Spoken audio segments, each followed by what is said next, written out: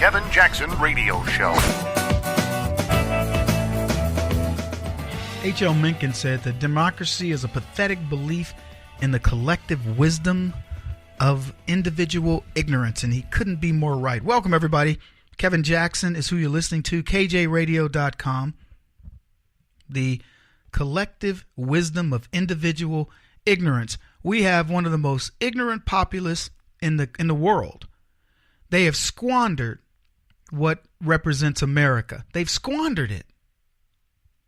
And it's funny, as I watched what all these different things play out, I think about the level of stupidity you have to be a Democrat.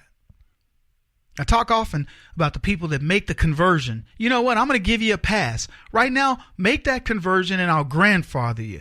Because if you hang on for another few months or so, I'm just going to say you are the dumbest people on the planet.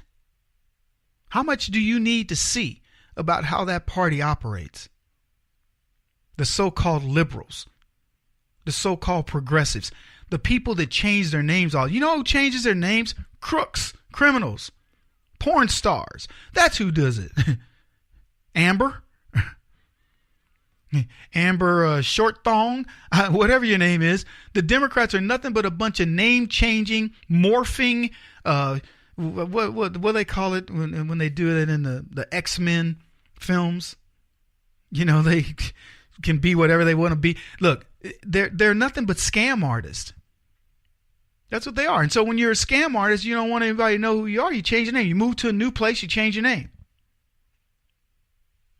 I tell people all the time, that's why people, Kevin, you should change teaparty.org to something else. teapartycommunity.org to something else. Nope. It's Tea Party Community, baby.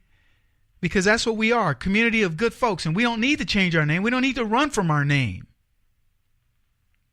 Democracy, a pathetic belief in the collective wisdom of individual ignorance. One of the great thinkers, Mencken, said that. And you know why he didn't say democratic republic? Because that's what we are. We are not a democracy. The people are too stupid to have a democracy. These are people that wanted to vote Hillary Clinton in. A crook. These are people who voted for the most incompetent person they could possibly find in 2008. Why? Because he was a Negro that didn't talk like black folks. You want these people in charge of you? Freud said this. He says, no one can be forced into a belief, but no one can be forced into unbelief. So when we ask ourselves, how are we going to get these people corrected? I had a conversation with a good friend of mine over the weekend, and he said, Kevin, what are we going to do, man? And I said, let me tell you something.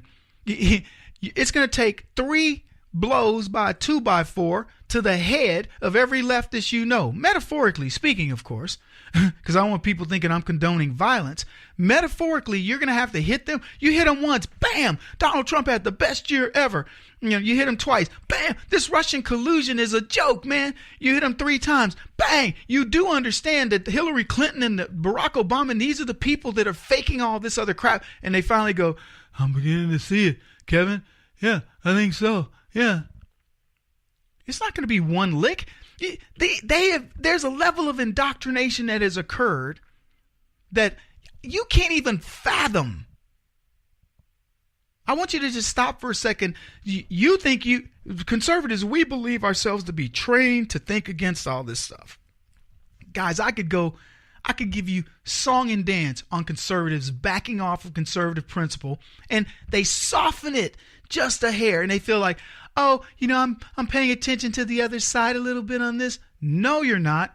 You are buying into the leftist drivel because you've been trained to do it. And every now and then you get the disease. It resurfaces. It's dormant inside of you, waiting for the right thing. And that's why the Democrats keep fishing. That's why they keep rinse and repeat. Gun control. The same old crap. I mean, I'll give you a couple of examples. Let me give you some examples. So here was a tweet that I heard about, I read about. So here it is. Month 2 of HuffPost's opinion is almost done. This month we published 63% women, including trans women, 53 writers of color. Our goals for this month were less than 50% white authors, check. Asian representation that matches or exceeds U.S. population, check. More trans and non-binary authors. Check, but I want to do better. That's what Chloe Angyal of the Huffington Post said of what the Huffington Post wants to do. They don't care if you're a good writer, that your opinions are steeped in good quality stuff. No, none of that matters. We got to check off our colors. 63% women, and including trans women, 53% writers of color. Check, check, check. Ooh, look at us. Unbelievable. Let me give you something else here. Red Nation Rising. Chuck Schumer has weaponized Senate procedure by forcing 79 cloture votes on Trump nominees, compared with 17 such slowdown votes in the past 4 administrations. At this rate, the Senate would take 11 and a half years to confirm Trump nominees. And then you know what the left does? They complain Trump doesn't have enough people in place. Here's another one. Larry Elder said this. Democrat icon JFK partied with hookers at the White House, slept with a mobster's girlfriend. Democrat icon Bobby was a serial cheater. Democrat icon Ted Kennedy was a sex predator who assaulted women. Democrat icon Bill Clinton was accused of rape, and Hillary Rodham Clinton of intimidating alleged rape survivors. But let's talk Stormy Daniels. How much do I need to prove to you that these people don't care about anything that impacts them? They only care about it if it doesn't fit their narrative. Those are just a few. Guys, I could do this all day. I'm here all day. Just flew in. My arms are tired. I could go explain the gun control, using children, folks, as props so they can do what? Get guns. For what reason? I don't know. Just because we want them. There's no reason for people to not protect themselves except to not protect themselves. And let me tell you, I'm a lot less worried about somebody coming up to me with a gun on the street than I'm about this tyrannical government that we keep talking about day in and day out. This is what we've got going. And so McCabe gets fired, and now the left is on a rampage. They want you to believe Donald Trump fired the man and that McCabe is a good guy. We talked about it last hour, but I want to talk about what they've got next for McCabe, because that's going to blow your mind.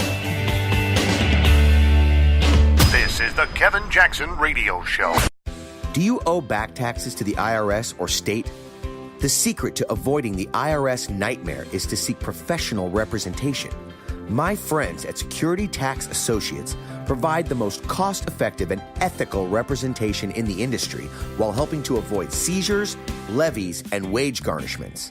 Security Tax Associates is here to ensure that the appropriate steps are taken to permanently eliminate any possibility of future tax burdens once and for all.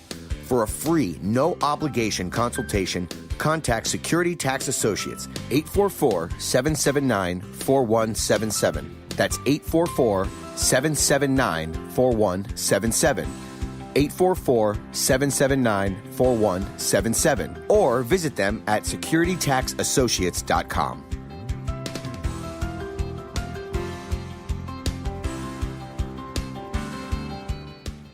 Beth Cook Moranville, author of Closer Than Your Breath, a book of hope. Hope, that wonderful, wonderful 4-letter word that you may feel completely out of.